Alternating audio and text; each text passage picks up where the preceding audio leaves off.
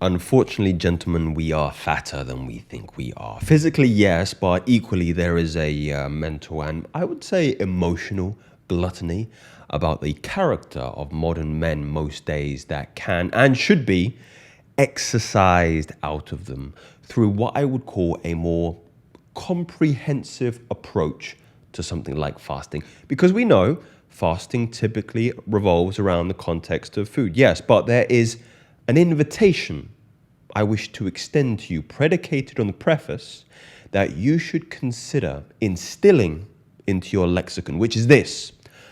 Fasting is not only the conscious refrainment from mouth pleasure, but it should also include conscious refrainment from all indulgences that have made us the bloated men that we are. Every indulgence reinforces an illusion that you are a man who is incomplete without it. When you fast, you aren't just skipping meals, you're dismantling identities. You stop feeding this version of you that needs this constant IV drip of pleasure to feel a morsel of contentment in their life. I mean, modern life has made men omnivorous in their consumption, not of calories, but of chaos. We feed on the noise, the novelty, the validation. We call it entertainment, but it's really just sedation. Look, I know it's a trope. It is a trope to say, but I can't impress upon you enough that the constant feeling you need something added to be whole is infantile at its core. And I use that word infantile deliberately because there is still a version of myself I see as a screaming toddler masquerading as an adult because I didn't get my chocolate.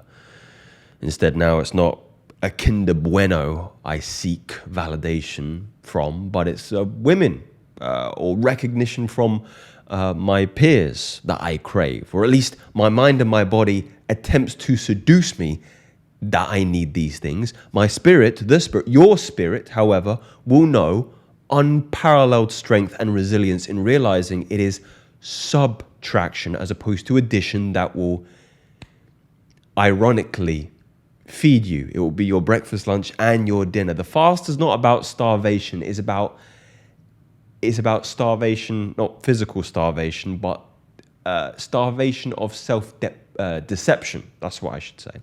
When you start to strip away the comforts, you begin to notice the parasites that feed off you, like bacteria eating sugar. Every craving is a confession. Every urge, a little window into the machinery, the mechanisms of your particular condition. And the irony is, what you thought was keeping you alive was quietly kind of keeping you very, very small.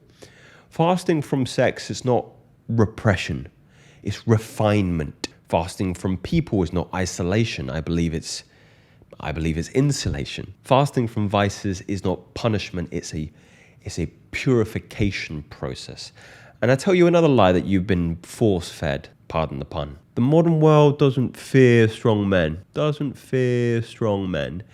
It fears self-governing men. Because a man who can fast in the context that I'm describing, from food, from sex, from attention and validation, is a man who cannot be sold anything. He cannot be bought. He cannot be manipulated with vices. You can't be seduced by convenience. He no longer seeks pleasure. In fact, he commands it himself. It's the epitome of sovereignty. I love that word so much. Sovereignty. This is why fasting terrifies the algorithm, because it teaches a man to be sovereign. It allows you to reclaim the bandwidth, to reprogram your dopamine inner economy.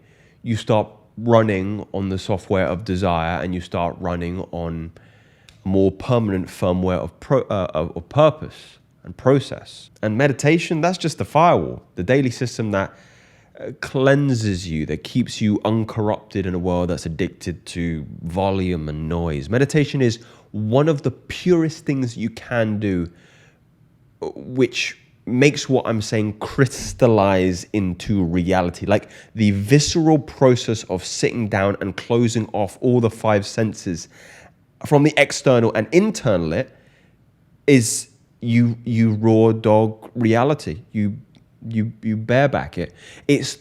That is the real rebellion.